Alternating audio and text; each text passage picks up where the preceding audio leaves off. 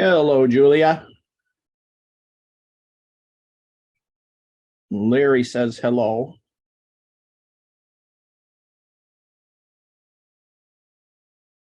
He's feeling very clingy today.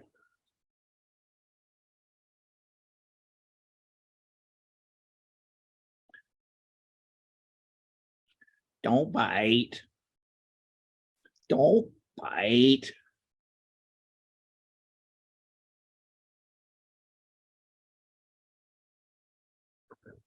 Ow, ow, ow, ow, ow. Don't bite. Hey, hey, hey.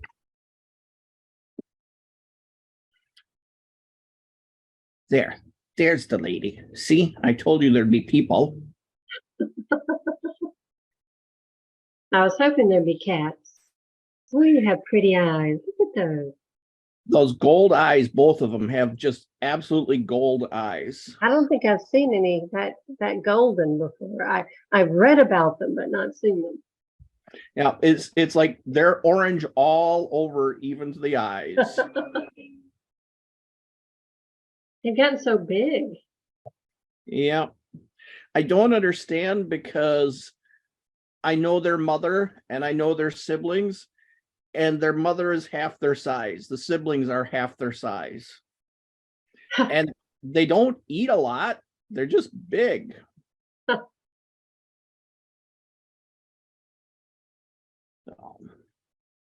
Now, I'm not sure. You might be my only participant this week. I had 5 or 6 last week, and Larry didn't show up last week. I guess he was in this background of like a 3-second snippet. I just saw. I didn't know you were even having these. I saw it. You used to. I got all of your. I mean, most of your Facebook posts, but I think they've throttled it some, so I'm not getting them all. But I saw it today. I'm like, wait, this is happening, and I'm not part of it. This is. I don't know if you had a chance to see the video from last week. I didn't. I just saw 20 or 30 minutes ago about this one. So, and then I went and looked and saw there were all these old ones. So I'm going to go back and go through them. And this is Q&A. So since I'm not caught up, I don't know if this will be a good use of your time or not. I think it will. Last week, basically, I demonstrated the notation by building a model of chapter 1 of The Hobbit. Oh. So it was showing how you can analyze a story with modeling. This week, what I want to do is design a story with modeling. So that would be great for me. With a brand new story idea, and I'm going to be relying on your input to help because I want to make it an absolutely never before existed story, so you know I didn't prepare notes ahead of time. So it's 7 after, so if anybody shows up, I do the best I can. Let me, you're familiar with Zoom? Yes, a little, yes. So let me make you a host, and that way you'll see notices if anybody shows up in the waiting room. Okay. Because I might not see them. No, I don't want to make you the host. I want to make you a host. How do I make you? I don't know enough about the subject to be the host. All right. You know, I do love good diagrams, though. So the fact that your whole premise of building stories and all your amazing diagrams and charts, love that sort of thing. All right. I can't find a way to make you a host.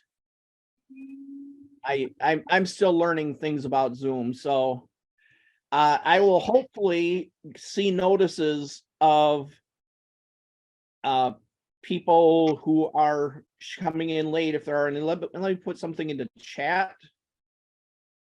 How long were you expecting it to run? Because at 1 o'clock I have somewhere else I'm supposed to be as well. So it's open-ended. So if okay. 1 o'clock is all we need, and I don't even know what to put in the chat, but if 1 is plenty of time, that will be enough. What I wanted to do this week is a technique I call the sweep, where I start with a simple single concept and flesh out to a story. So you can see my screen now. Yes. All right. So what I'm going to do is I'm going to put down a character, and this much I decided ahead of time. I decided, That it you was have gonna- a character? That's what you decided, that you're going to have a I character? decided her name was going to be Ellie. Oh. That's it. That's all we know about her right now is Ellie. So tell me about Ellie. Think of the character Ellie. She's middle-aged veterinarian. Aged veterinarian. So short and stocky. Yeah. With a serious disposition. Serious disposition. But soft-hearted with animals. More so with animals than people. Hearted. I'm not saying I've met this woman, but I've met this woman. Many women in my life are much happier with animals than people because animals tend to be less difficult. All right. A side note on the tool I'm using, and this is a wonderful tool that I only recommend if you really are serious about modeling, because it costs $229. It's a software modeling tool that I use for story modeling. And in my day job as a software developer, I needed the tool anyway. So it's a wonderful tool for modeling, but I understand that $229 is a big lump to swallow. But as an example of why it's so wonderful is besides the pictures, we can have information behind the pictures. And we can even have things like I can put in links. So if I have documents that are not, there it is, under files. If I have documents related to Ellie, I can link them in here and be able to tie to them. There he's back. How am I supposed to draw with my drawing hand petting a cat? I'm sorry. I hate to do this to you. They're priorities. I just brushed my teeth. He hates mint. If you could see the stinky face I'm getting. So it's a wonderful tool that I think is a great tool for people who really get into story modeling. There are alternatives out there that are it's called a UML tool, Unified Modeling Language, which is what my notation is based on. There are others out there that are just as effective because you don't need all of the code generation stuff, all of that side of it. And you don't need that much of it. So if you find a simpler tool that will draw the same diagrams, I will try to research those and go with those.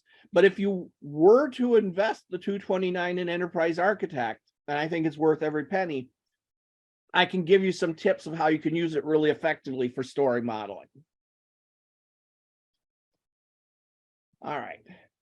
Let us now talk about what Ellie wants, either currently or out of life in general.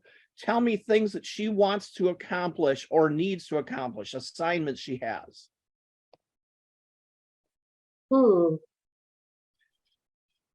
Has she got particular animal to treat right now, or just keep the practice going? Has she got vacations she wants to go on? Let's talk about things she wants to accomplish. I think maybe she's a large animal vet, but there's not as much need for it anymore until they bring a lion from one of those zoos that's not supposed to exist. can add that, an illegal zoo in for her to tend to. Treat an illicit Illi- lion.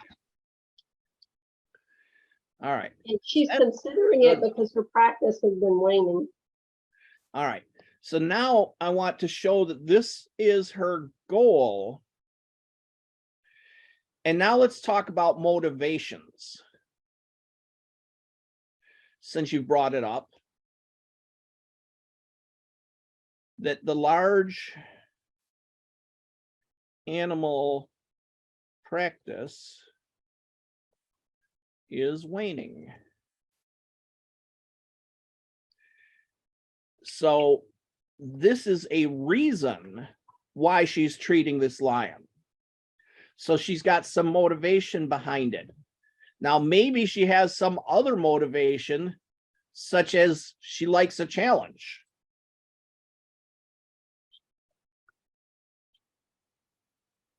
Because you can have multiple motivations for a particular goal. So a little bit on notation, stick figures are characters. Big bubbles like this are things they want to accomplish or need to accomplish.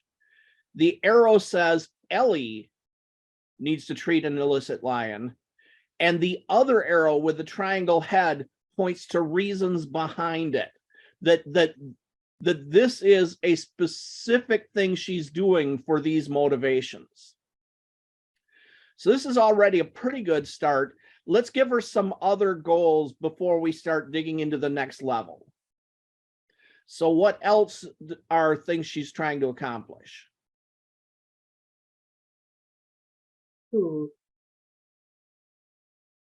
I guess keep her business open. I don't know if that is a motivation or a goal. But I will argue that's another motivation. And the line is blurry. And in fact, I could even argue that that might be a motivation for this motivation, but let's keep it simple for now. The line is blurry. These aren't things that you have to be absolutely 100% right of how you draw the picture. The picture is to help you think about the problems. And arguing about the right way to draw it is another way of thinking about it. So I might even argue that it goes the opposite way, that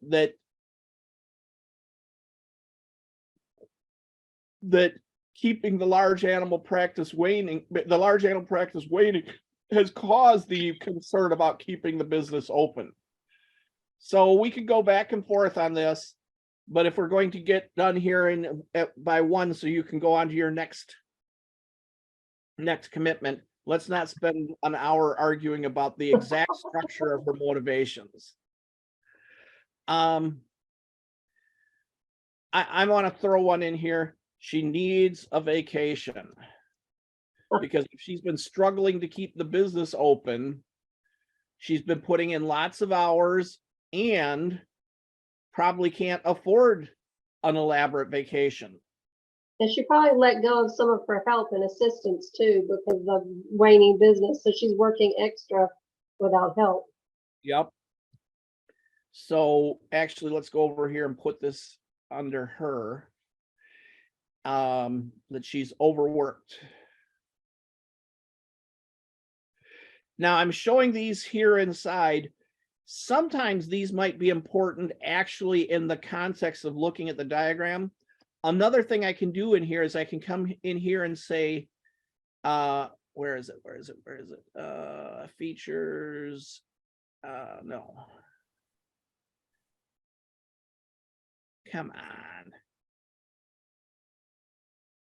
I'm slow this morning. Why am I not finding this? Properties there. No, properties, special actions, feature. There we go. Attributes. There we go. So I come down here. I move this zoom window out of the way because it's right on top of things. You can't see it, but it's right on top of things. I come down here and I say that one of her attributes is she's overworked. Overworked. And now this shows up as a little note underneath. Ah, I see. So if you've got things you want that you think are important to understanding the picture, you can attach them underneath the icon. And so she's overworked, so she's tired. She needs a vacation. And we could go in here and maybe we could add in that her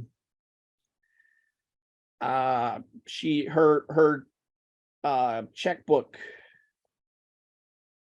is out of balance. What? And so she's going to have to deal with that. So these are examples, and I wanted to have more than just the one because sometimes you're not sure where the story's going to lie. So if you start putting down lots of things about the character, it can spark you to say, oh, there's one I hadn't thought of, or even some of these can tie together. That they can have feedback between them, synergy, if we want to talk corporate buzz speak. So for instance, I can see an idea, and let me put this idea on the diagram. We have this concept that we can attach just notes to ourselves.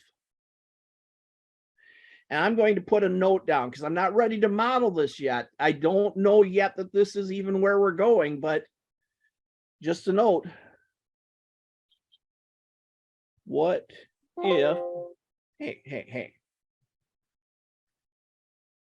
What if she ends up smuggling the lion? Larry, don't bite. Huh. You're not the lion. I want to say he's trying to make it believable. So, because we've got the vacation. Hey, that hurt. Dad, I'm being a lion. We kind of have an agreement because he bites because it's affectionate. He really does. That's how he shows we affection. had a cat like that. So. And so I kind of, if it's nibbles, I don't complain too much. And he hasn't done a serious bite in a long time, but he wants attention and I'm not giving it to him. So I was going to ask that if being on, if doing Zoom, if he can tell you're not giving him attention, then that's. Yeah. So this note here seems like, the story could head that way.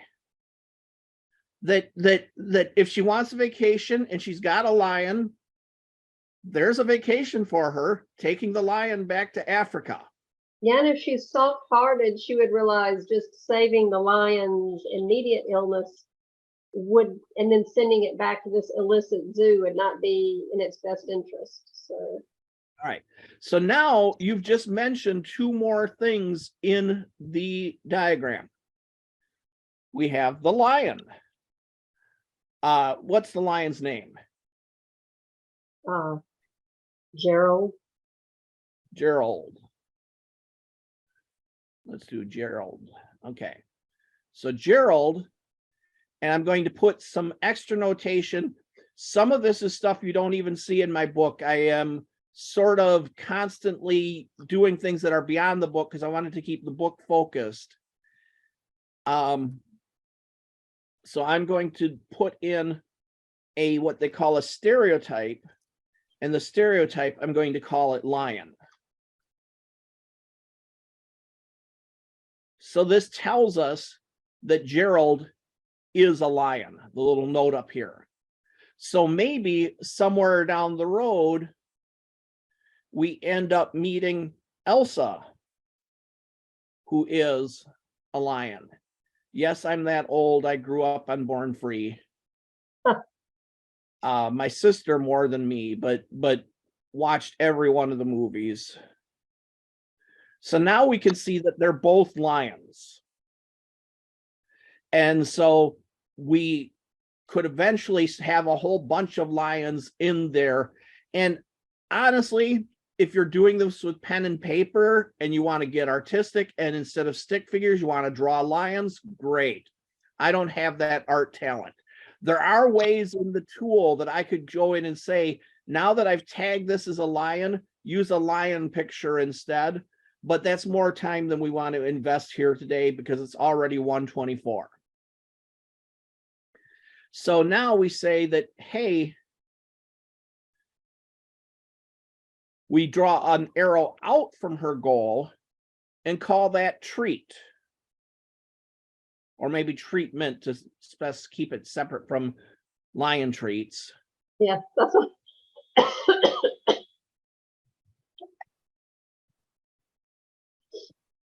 And then you also mentioned the shady dude.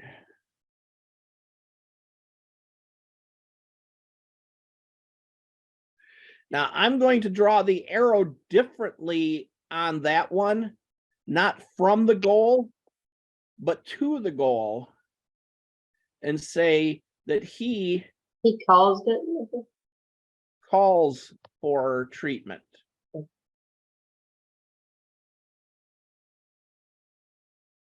Okay. So that's his role in that particular goal. And maybe he also has a role in this one because he keeps delaying payment. No. Well, I like how it does your arrow. It skips over the lines below it. Yep.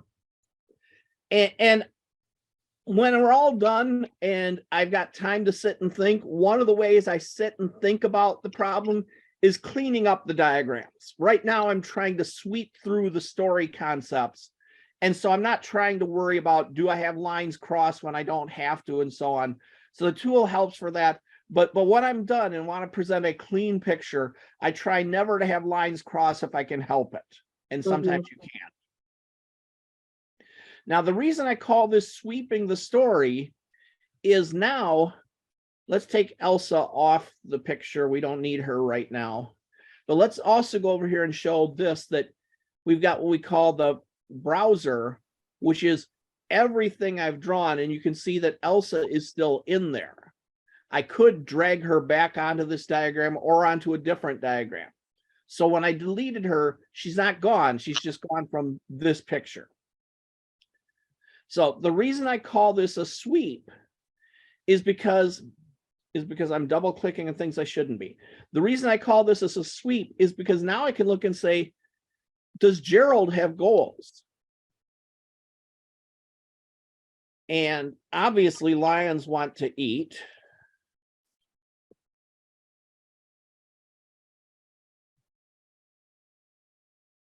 And if the guy needs treatment,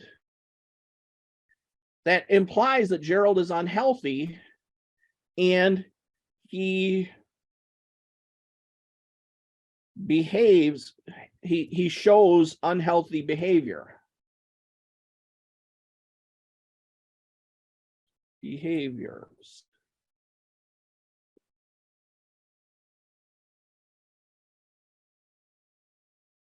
And I want to show another part of notation now of examples of the unhealthy behaviors. So one of them is he's surly, because sick animals often lash out. And another is that he is sometimes he can hide too, because injured animals hide, and that's not good for your illicit zoo show if you won't come out and let people see them. Yep.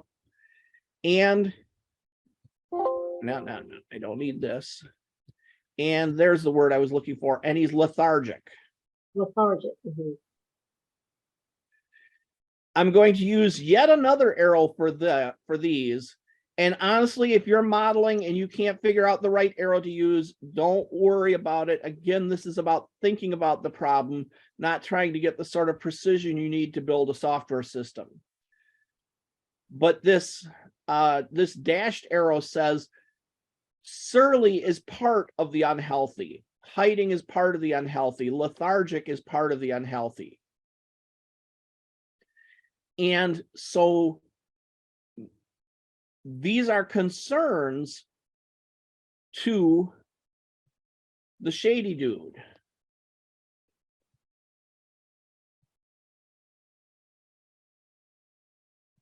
So they raise concerns.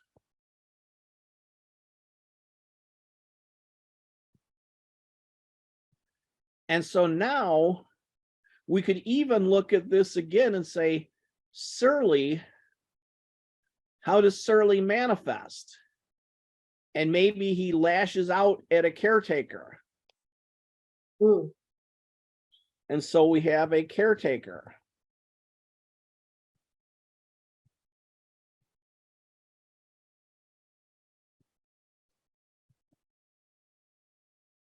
Lashes out.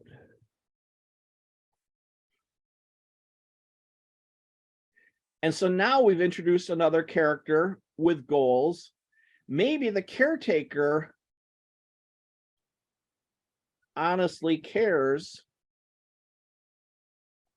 about animals. And if we're going to make this a animal rescue romance, then clearly the caretaker would be some handsome hunk who's down on his luck. So we could throw that in his description, maybe. But the more important thing here is if he honestly cares about the animals, then at some point, no, didn't want that. At some point, maybe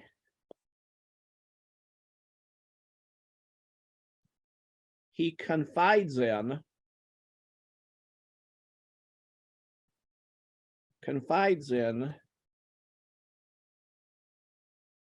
Ellie. Maybe he notifies her, the vet, because he knows the animal needs help, whereas Gerald doesn't want to fork over the money or let legitimate people know. Oh, so first of all, is Gerald the shady dude? I thought Oh, Gerald. did I say blind. Gerald? I meant Shady Dude. There's Shady Dude. Maybe the caretaker instead of Shady Dude is the one that notified the vet. All right. So we'll make this one, instead of being just confides in Ellie, calls in Ellie. Now you see how our story is evolving because we're talking through the pictures. And this honestly cares about the animals, so he calls in Ellie. And let's decide, for the sake of the fact that we are already at 1:30, that at some point we are going to plan the great escape. And that's going to be Ellie and caretaker are both planning the great escape. Of course, Ellie doesn't have much money, and the caretaker probably doesn't either, or he wouldn't be working here. So Planning the great escape has to include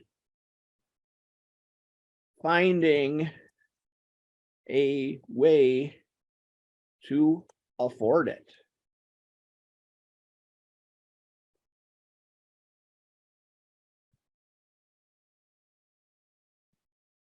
And let's come back up here to our shady dude.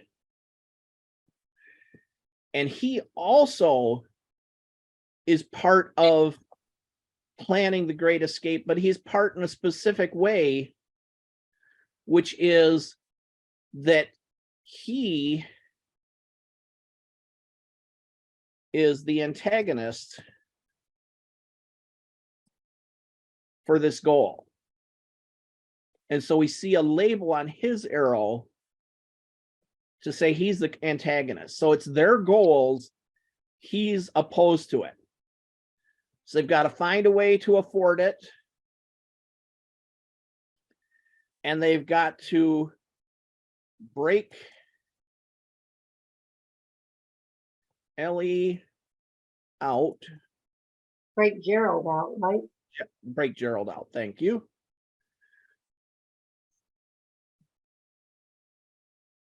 When I'm doing my software modeling, because as a story modeling, I'm mostly working on my own.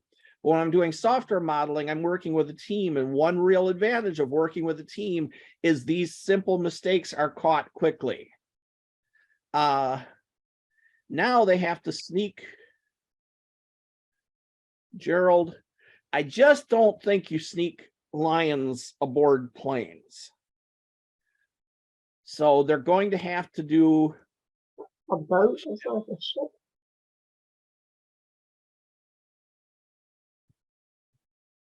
So there's a term for this, and I want to say it's merchant marine, but it's not merchant marine, but there's a term for working your passage. And working the passage is good enough For the diagram. For the diagram for our time today.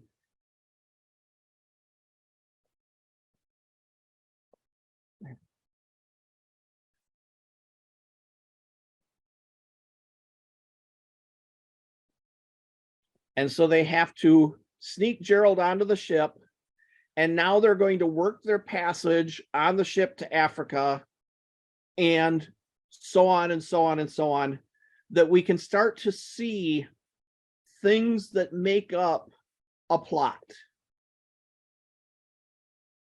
And we can eliminate this bit about the checkbook out of balance, because if the shady dude didn't call Ellie, the shady dude's not going to want to pay Ellie. So let's delete that one from here. So we can start to see some elements of a plot. And this is just from sweeping through. Now we could very easily say, well, if they're going to find a ship to book passage, that's going to involve a captain and crew.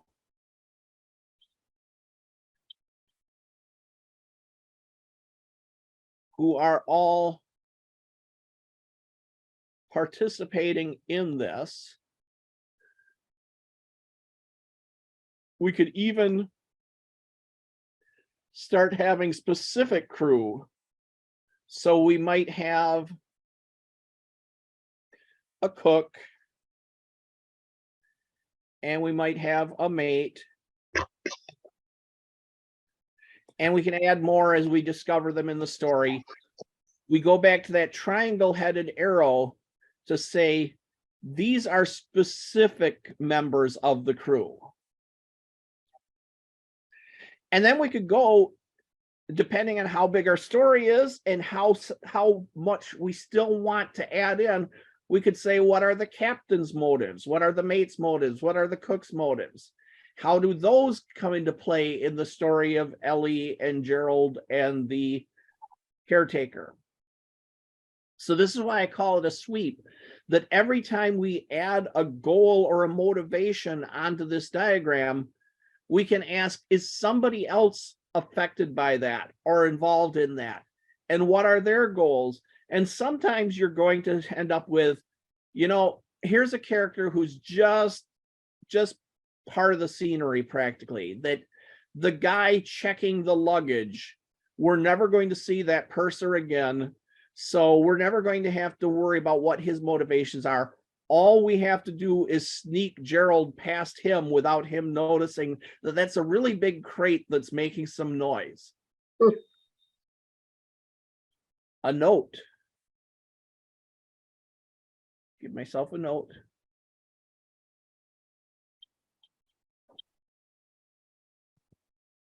And come on. Starts out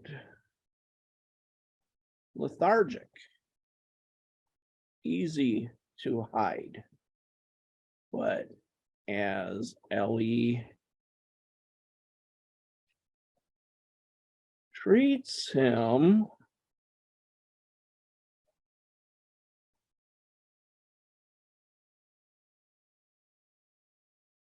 And so we've got our note linked to that.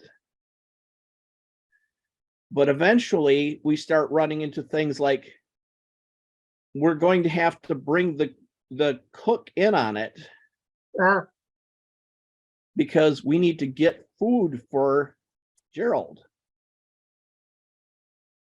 And the cook is going to notice lion-sized meals disappearing from the larder. And now I'm starting to see almost a comedic aspect to this as we go along, because I think by the time they reach Africa, everybody on that ship, or maybe everybody on that ship but the captain, knows they've got a lion on board and is covering for the lion. yeah. And so that could have some real comedy bits to it. Let me ask you a question, if you don't mind. That's what we're here for. You're a pantser, Yeah. aren't you? So do you do these diagrams before you start a story and then work from them? Or are you just proposing that this is how other people who like to plot could do it? All of the above, because I'm not even always a pantser. I'm working on one right now that is an epic fantasy that I have the end scene in my head and I have the opening scene in my head, and I want to make sure that that opening leads to that ending. And I've got this whole world that keeps, every time I sit down, it seems like more stuff gets added to that world. So I'm building a model of my world with some story goals in mind. And so sometimes I'm not pantsing, I'm sort of plantsing. I have some things I want to accomplish in that story. Sometimes, like we did with The Hobbit last week, I use it to analyze a story to make sense of something's not working in here. Let's look at the pieces I built. This process of drawing a picture, as you've seen here, helps you think about the story. It helps you think about it in a different way from just reading the words, because you have to think about, how would I draw that? How would that connect to this? Are there connections I'm missing? So sometimes it's a way to analyze a story that isn't working out, or even sometimes a story that's working out, but we want to know where to take it next. I have done this in the past where a friend will bring me a story and say, okay, this story works. I've sold this story. It's a good story. I want to turn it into a novel. Where would you go with it? And I proceed to model, or I want to turn it into a novel. Where would you go to it? So I build a model of that story. And then because it's me outside of their head, drawing a picture of the words on the page, I'm seeing it from a reader's perspective, not from their in-depth perspective. And so I am getting fresh eyes, and the picture is helping me come up with questions to ask. And I come back and here are 20 questions I might ask for a novel that starts with this story. And these are 20 suggestions of where you might go with it from here. So the tools can be used both for analysis and for design. And since I did analysis last week, this week I wanted to talk about design. Again, I'm not doing design on every story like this at all. But often when I find myself stuck, or when I find myself I'm sitting here and I'm not writing, I'm just thinking, I start drawing pictures of what I'm thinking, because as you know, I do most of my work as dictation while driving. So when I'm sitting at home, I'm not dictating, but I may be transcribing and reading over my notes and draw the pictures to think about what I've dictated. Does that help? Yes, yes. All right. So this is why I call it the sweep, because we started with Ellie and we have found ourselves with a whole lot of stuff going on, and we can see where we can keep sweeping outwards to do more. But now I want to look at another form of designing with a diagram. So I'm going to put a diagram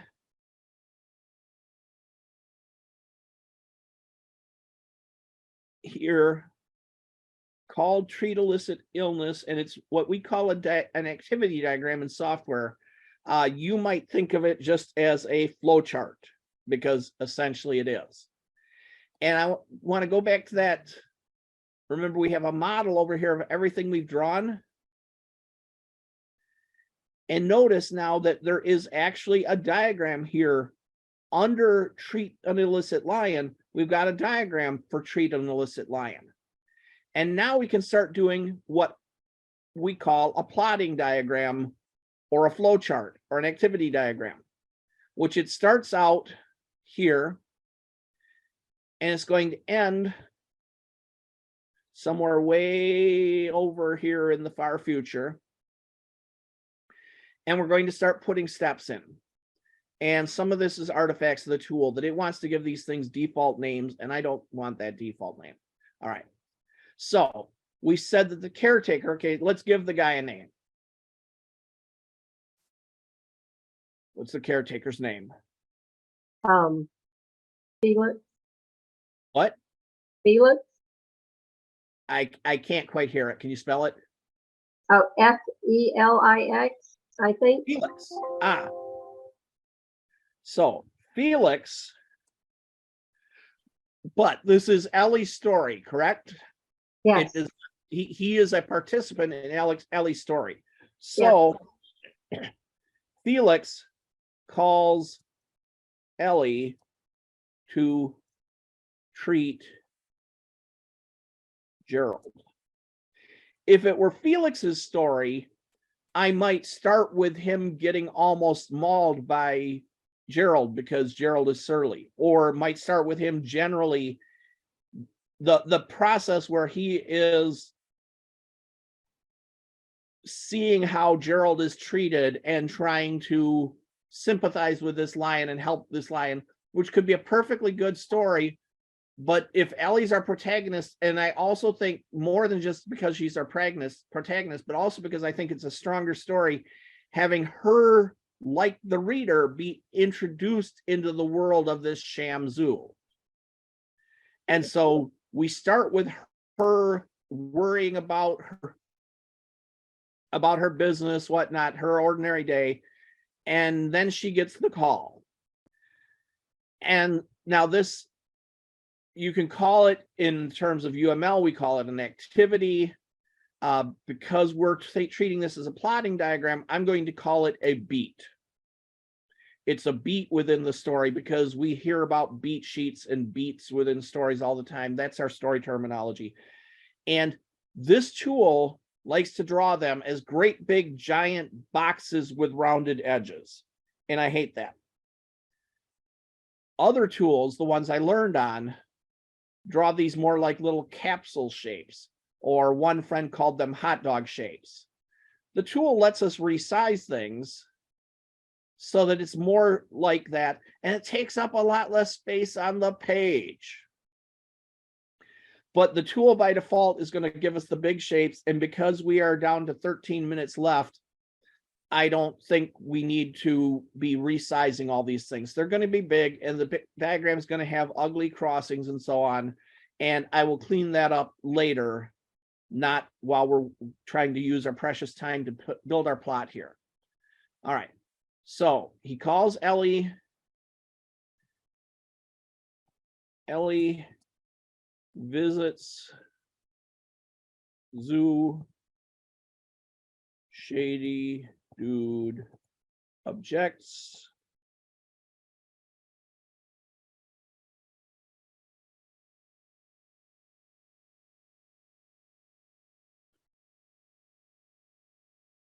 Ellie assesses that Gerald won't survive here.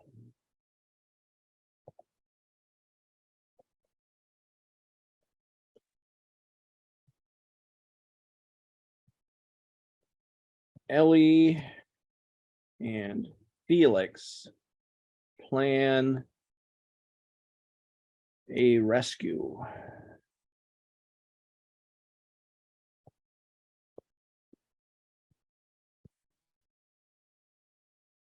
They book passage.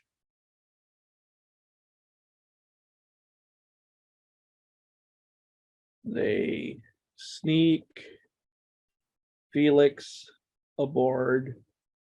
And we're leaving out awful lot of steps because it's 1:49 here my time. So what is it your time, by the way? I'm sorry to rush you. Yeah, no, it's 12:49 my time.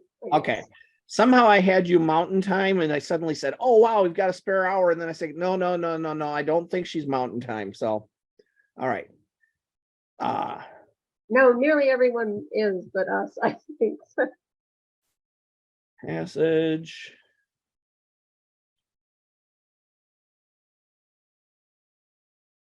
Sneak. And I'm mostly putting these in where they fit in the page. I wouldn't normally draw them in quite this order.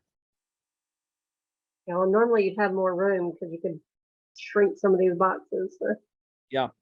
And Felix meets Elsa.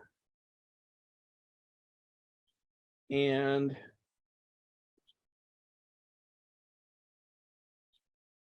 Ellie gets her vacation.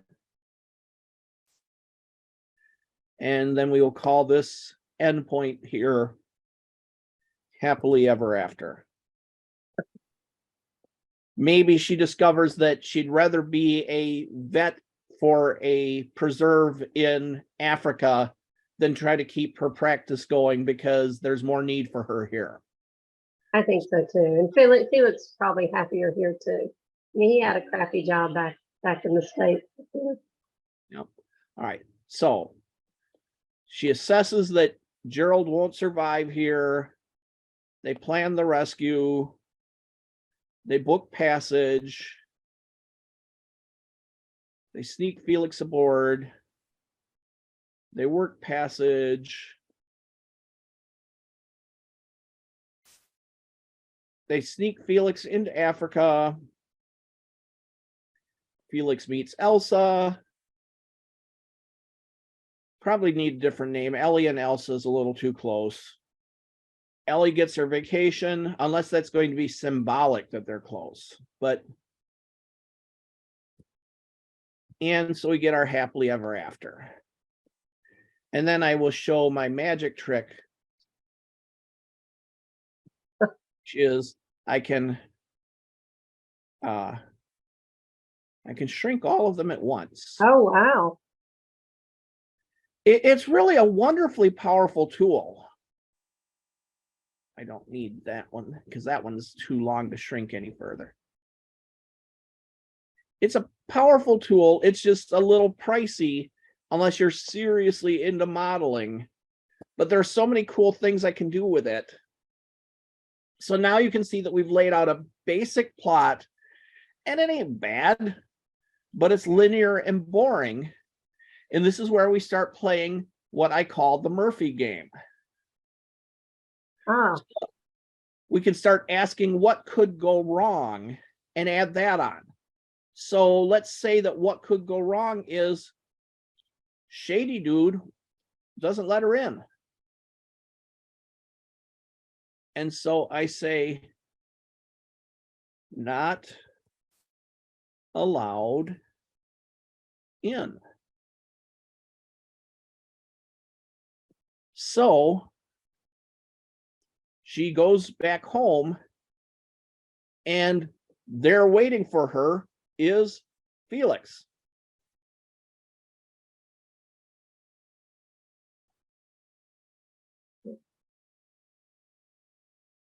And now they decide that she needs to see Gerald, so they break into the zoo.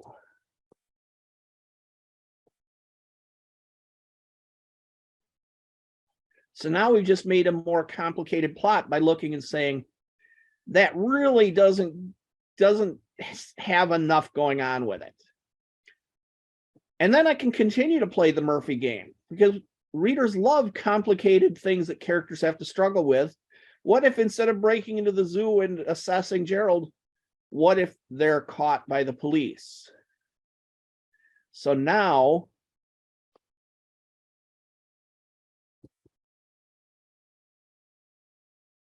caught by police.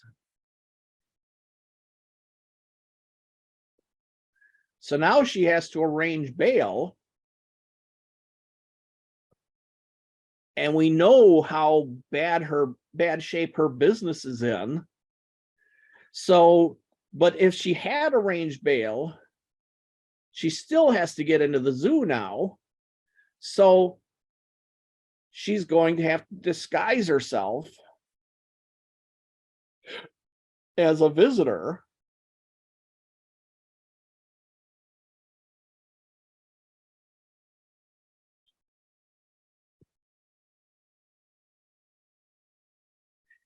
And so now that gets her back to where she can assess. But now we could look and say, and if she can't arrange bail because her business is in such bad shape, what's she going to do now? We could start drawing that path. And disguising as a visitor, what if the shady dude recognizes her?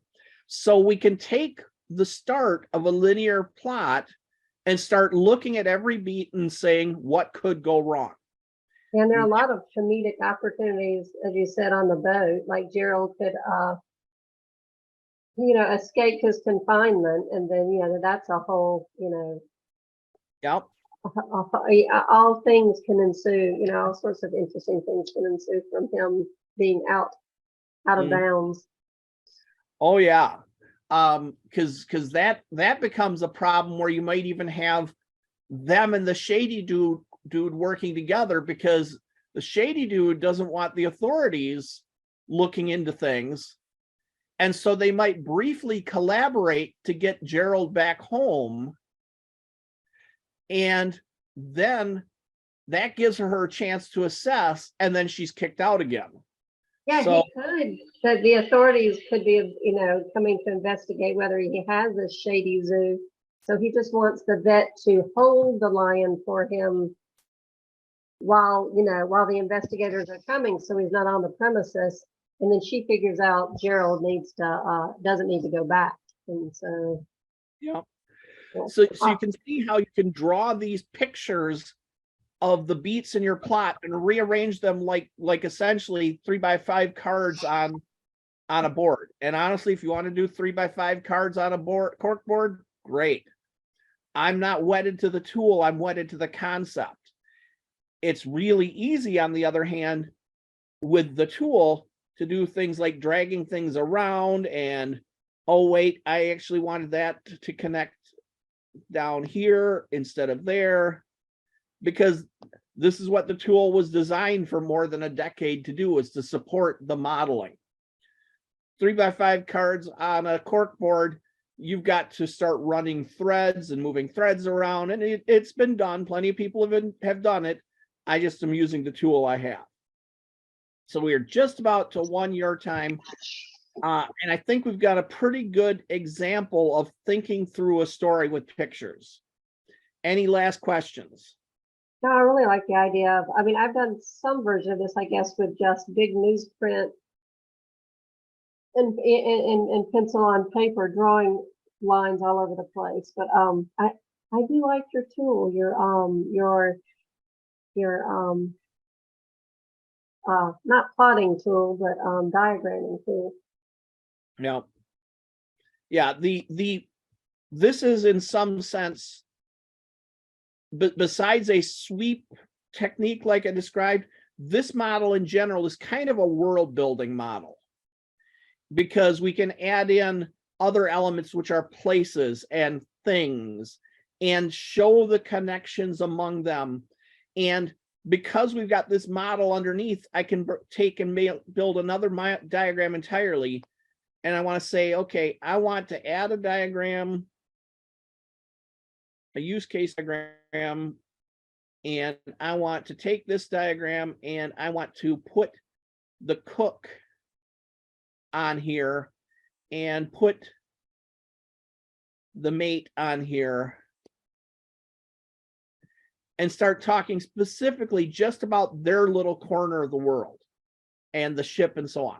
That's the beauty of a modeling tool, is you've got all the rich details behind. You don't just have the pictures. The pictures are great to hold the conversation, the modeling tool just lets me do more complicated pictures, because if I go and change this here and say, you know what? It's a cliche, but we're going to call him Cookie. Huh. And we go back to this diagram and and when we get down to here, sure enough, now he's Cookie. So there's consistency among them, that if I were to say that the captain is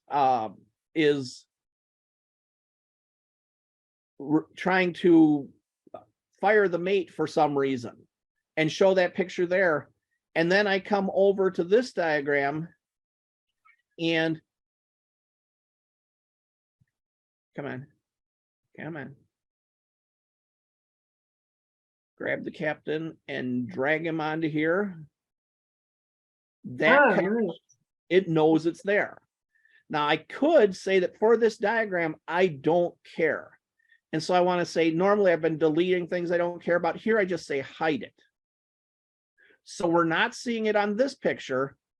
We're still seeing it on this picture. So it lets you take pictures and focus on what's important just for this picture. Because the one problem with this diagram, which is always happens with a sweep diagram, is it's an everything diagram. And we start having everything on the diagram, it's hard to make any sense out of it. There's too many things. And so eventually I start pulling things out into smaller focus diagrams and leave out the stuff that isn't relevant to that particular diagram so we can hold a conversation. So, all right, then we have it at 1 o'clock your time. So if you have any more questions, I'm here, but you're the one with the deadline. So thank you. I didn't mean to, put you under a tight deadline. I assumed I could get in. We accomplished what we needed to. Thank you. And you, of course, know where to find me on Facebook. If you have more questions, you can put them in the group. So yes, I can hunt you. And I'm excited you created a Facebook page for this. That's great. Well, I want to have a place for people to share their own ideas, because yes, I'm advocating this right now. I'm kind of the face of story models, but I want it to be a technique people are talking about and adding to themselves. So I am not the authority.